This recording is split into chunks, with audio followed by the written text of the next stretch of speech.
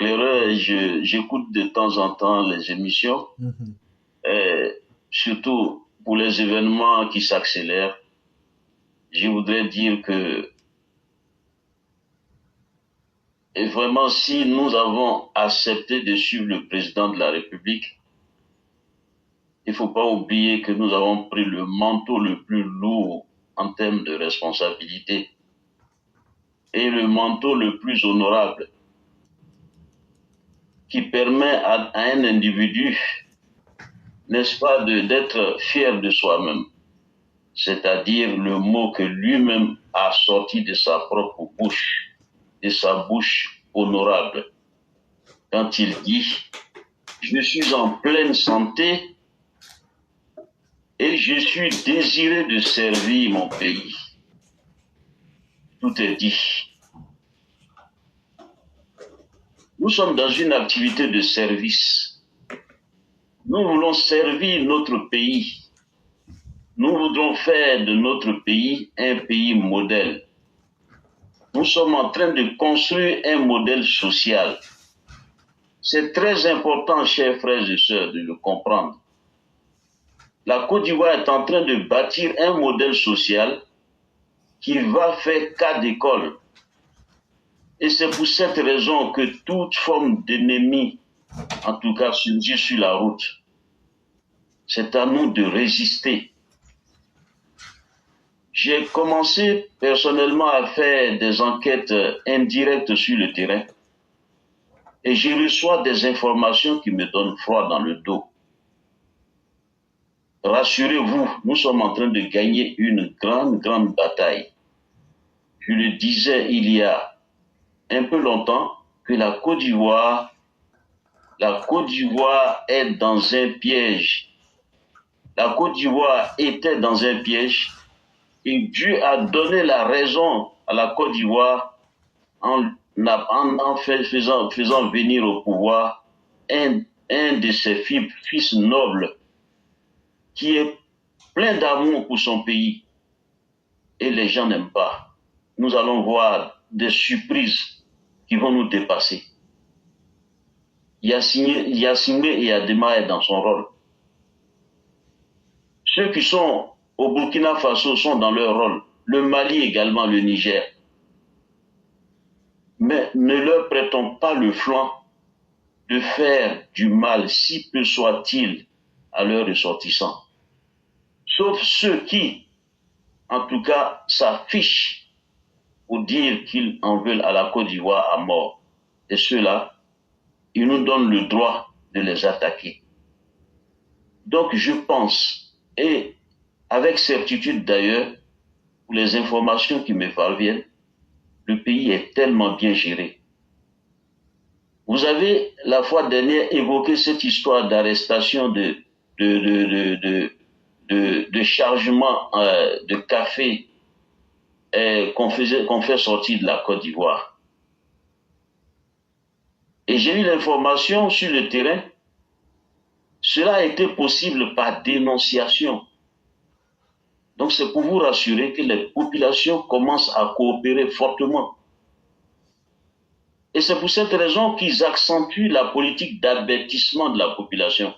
Ils veulent empêcher les gens de réfléchir, alors que le gouvernement fait le contraire. C'est un travail extrêmement difficile, mais qui vaille la peine.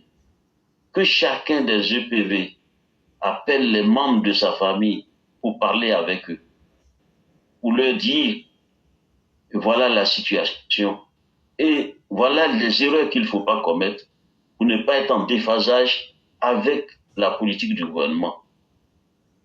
Dramani, je voudrais vraiment appeler les EPV d'être très prudents, de le laisser, n'est-ce pas, lui-même se dévoiler, parce qu'il ne peut pas résister devant la stratégie du RHDP. S'il est de l'autre côté, le voile sera levé. J'en suis très persuadé. Donc je suis vraiment en phase avec vos communications, et je suis, même si mes forces ne sont pas au top, mais j'essaie de m'efforcer pour vraiment suivre. Tout est bien dit, mais ce que je veux qu'on maintienne, et que nous pouvons perdre, c'est de ne pas nous laisser envahir par l'émotion, mais plutôt garder de la fermeté et de ne pas changer de cap. Je vous assure, autant que je vous le dis, je le dis à moi-même. Parfois, j'ai l'envie de vraiment décider des choses personnellement. J'ai même, à mon humble niveau, donné des instructions dans mon village et aux alentours par rapport à la pénétration des étrangers dans notre aire géographique. C'est très important. Nous sommes en train de résoudre un problème extrêmement pointu dont souffrait la Côte d'Ivoire depuis très longtemps. Et donc, nous allons vraiment souffrir énormément, mais au bout du processus qui n'est pas aussi long, nous allons gagner la bataille. La Côte d'Ivoire est faite pour aller très loin, mais je voudrais m'arrêter là, parce que je ne veux pas prêter le flanc à des interprétations fantaisistes. Nous devons garder le cap, observer le président, et s'il y a des recommandations à faire au gouvernement, utiliser de plus en plus les canaux les plus sûrs, officiels, mais secrets, pour pouvoir aider nos populations à avancer. Sinon, la Côte d'Ivoire, c'est une vraie guerre qui est engagée. C'est une vraie guerre qui est engagée, mais c'est maîtrisé. Sinon, ce processus d'armement dans lequel la Côte d'Ivoire s'est engagée ne s'est pas fait de façon irréfléchie. C'est parce que la situation est bien sous contrôle. Et tout est prévu parce que nous nous attendions à tout ça. Voilà, le pillage de nos richesses, ça fait partie aussi de cette guerre-là. C'est une vraie guerre sous-régionale. Il y a des complicités, des ramifications un peu partout, mais nous allons gagner la guerre. Et nous l'avons déjà gagnée. Je ne voudrais pas aller plus loin, parce que je continue toujours personnellement de faire des enquêtes de terrain à travers des amis sur le terrain. Voilà, et je pense qu'au fur et à mesure que les élections approchent, nous allons voir pas mal de choses, mais c'est tout à fait normal. Les gens ne font pas de la politique, les gens sont dans la haine, ils sont irresponsables, incapables de prendre en charge les réalités de leur pays et de les adresser au point d'apporter des solutions idoines. Ils jalousent quelqu'un qui, en tout cas, est de très loin le meilleur. Et nous allons protéger cela. C'est notre combat, je le répète encore, même au prix de nos vies. Donc, on va continuer à pilonner. On va continuer, n'est-ce pas, à leur montrer que nous ne dormions pas depuis longtemps. Peut-être que c'est eux qui dormaient. Et nous savons pourquoi nous sommes là. Nous savons pourquoi nous portons notre soutien total au président de la République, qui est digne de confiance, qui est digne de confiance. Il est arrivé ici à Paris, ce n'est pas des visites gratuites. C'est parce qu'il fait vraiment, il est dans un projet qui est plus haut, en tout cas, que même la Côte d'Ivoire. Et que Dieu nous aide. Je voudrais m'arrêter là pour ne pas faire échapper, en tout cas dans mes paroles, de ma bouche. En tout cas, c'est un secret que j'ai actuellement. Et je suis persuadé que la lutte va être farouche. Mais un des nôtres a dit que personne ne doit sortir. Je recommande au gouvernement de surveiller les sorties et les entrées des gens. Cette fois-ci, personne ne doit sortir. Voilà. Personne ne doit sortir. On va mettre fin à cette chien-lit, en tout cas cette fois-ci. Merci, c'est le peu que je peux dire, au risque de me trahir moi-même et de trahir aussi certaines confiances. Merci. Bonsoir. Merci beaucoup, cher patriarche. Merci pour ce que vous avez dit.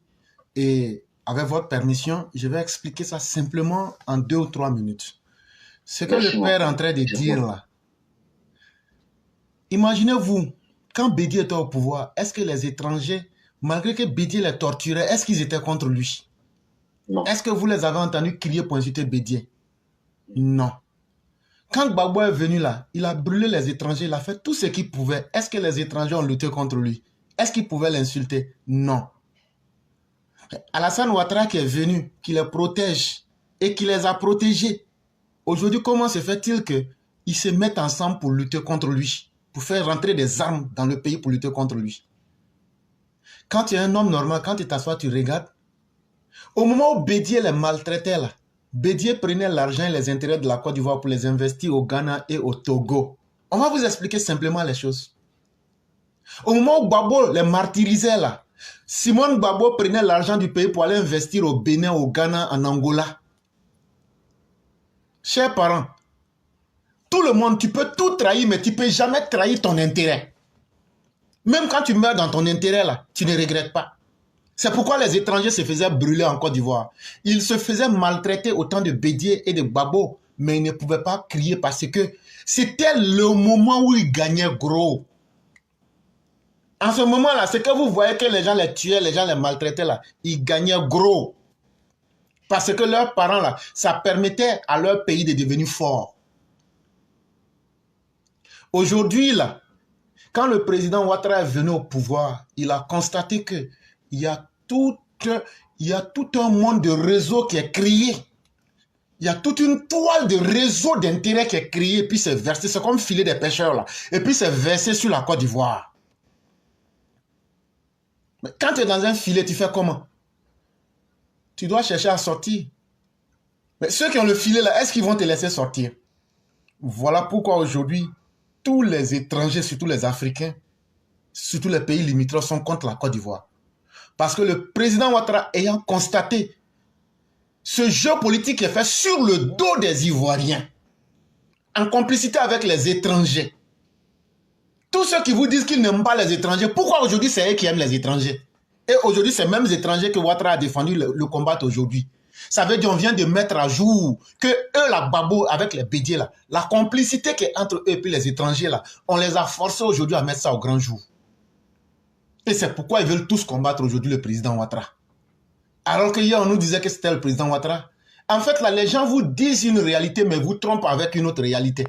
Ils vous disent que c'est Ouattara qui était là pour défendre les étrangers, mais aujourd'hui, c'est eux qui s'ajoutent aux étrangers pour combattre Ouattara. Ça doit vous amener à réfléchir pour comprendre. Mais ce piège-là, comme le dit l'aîné, c'est à nous-mêmes d'être durs. Si on vous ment que ces gens-là, ils ne vont pas essayer quelque chose, je vous ai dit ça. Ils vont essayer quelque chose. Mais nous, on sera prêts jusqu'à quel niveau? Toi qui m'écoutes là, tu seras prêt jusqu'à quel niveau à apporter la réplique? C'est là aujourd'hui que la question réside. Sinon, dire qu'ils ne vont pas essayer de faire quelque chose pour vraiment essayer de prendre le contrôle total de la Côte d'Ivoire. Ça, ils vont l'essayer avec une attaque ou même des attaques. Ne vous trompez même pas. Mais nous là, on sera prêt jusqu'à quel niveau pour encaisser et puis retourner la réplique. C'est à ce niveau-là que nous sommes. Et donc là, l'heure n'est plus à avoir peur. L'heure n'est plus à se poser des questions. Qu'est-ce que mon avenir devient? Ton avenir sera la capacité de courage que tu vas prendre pour aborder les événements. Et donc, soyons prêts. Et nous avons gagné. Et nous gagnerons toute cette guerre-là parce que un enfant qui est né dans un mariage, qui a reçu les bénédictions de ses parents, ne peut pas être l'égal d'un enfant qui est né hors mariage et qui n'a pas de ressources en termes de bénédiction. Et donc là, ce n'est pas à nous d'avoir peur. Il n'y a pas d'homme qui n'est courageux. Mais c'est quand tu arrives à vaincre ta peur qu'on dit que tu es un homme. Et c'est ce que Ouattara nous a toujours montré. C'est ce que le président Ouattara a toujours symbolisé. Dans le silence. Mais le silence n'est pas une faiblesse. Qu'est-ce que nous allons faire pour les intérêts de nos enfants, pour les intérêts des avenirs? Parce que chaque peuple mérite de vivre dignement sur son territoire. Cher Aîné, merci d'avoir fait ressortir indirectement ces questions-là. Et je vais vous laisser en 2 minutes l'opportunité de nous faire la conclusion. Merci éclaireur pour tout. Et que Dieu nous garde longtemps ensemble. Que nous soyons là, n'est-ce pas, pour accompagner notre pays. Je crois que c'est ça qui sera le salaire le plus grand que nous aurons eu dans cette lutte. montrer à la Côte d'Ivoire, en tout cas, honorer notre pays et lui montrer que nous allons toujours nous battre pour son éclosion, son développement. Et après, laisser nos enfants bénéficier de cet effort-là. Chers frères et sœurs EPV, mes frères et sœurs de Côte d'Ivoire, je sais que beaucoup ne comprennent pas la géopolitique, la géostratégie. Je crois qu'il y a beaucoup de choses sur lesquelles il y a des non-dits. Mais il y a une chose que vous devez retenir, que nous devons retenir. La politique n'est pas simple. La politique, c'est fait pour des gens qui sont beaucoup silencieux, alors qu'ils gèrent beaucoup d'agitation en eux. Notre pays est terriblement attaqué, mais si nous arrivons à sortir de cette gangrène-là, la Côte d'Ivoire pourra enfin assurer son leadership qu'on veut forcément éteindre. Je suis persuadé que cela ne se fera pas. Ce président-là ne parle jamais simplement. Je suis en pleine santé et désireux de servir mon pays. Tout est dans ces mots-là. Partir pour laisser la Côte d'Ivoire dans la main des gens, de ses ennemis, que ce soit ses propres fils ou des ennemis extérieurs, ce serait la plus grande lâcheté. Voilà le combat que nous devons mener. Et cela se traduit par l'accompagnement de ce président de la République jusqu'à ce qu'il, en tout cas, rende le tablier dans l'honneur mérité. Nous devons continuer ce combat. Nous devons continuer à soutenir ce président de la République.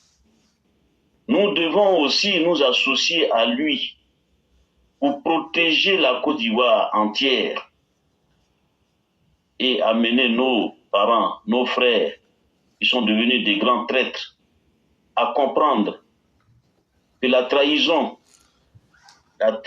contre son peuple est punie aussi. Après les élections, nous allons décider de beaucoup de choses. C'est là que je vais m'arrêter pour vous dire, courage, la victoire n'est pas loin.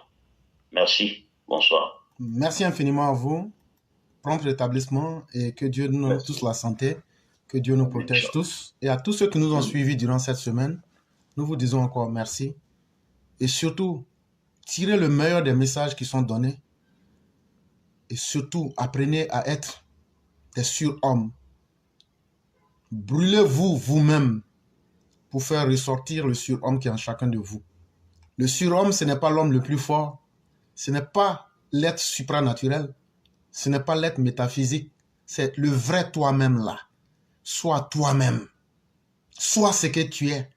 Et force les gens à te respecter en fonction de ce que Dieu a fait de toi. Merci à tous.